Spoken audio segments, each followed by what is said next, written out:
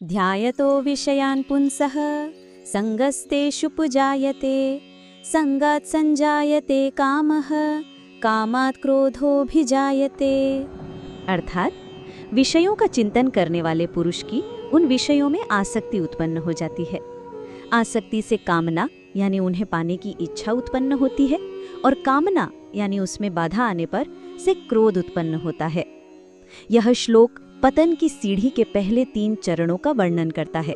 यह एक श्रृंखला अभिक्रिया की तरह है। पहला चरण चिंतन, ध्यायतो विषयान् पुंसः। पतन का आरंभ किसी बड़े पाप से नहीं बल्कि एक छोटे से विचार से होता है। जब कोई व्यक्ति किसी इंद्रिय सुख के बारे में बार बार सोचता है या उसका चिंतन करता है तो ये पहला कदम है। उदाहरण, किसी व्यक्ति का स्वादिष्ट भोजन, नई कार या किसी आकर्षक व्यक्ति के बारे में सोचना। दूसरा चरण आसक्ति, संगस्तेषु जायते। लगातार चिंतन करने से उस विषय के प्रति मन में एक लगाव पैदा हो जाती है। अब वो विषय केवल एक विचार नहीं, मन का एक हिस्सा बन जाता है।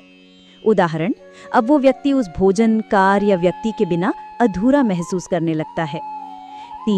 तीसरा चरण कामना, संगात् संजायते कामः।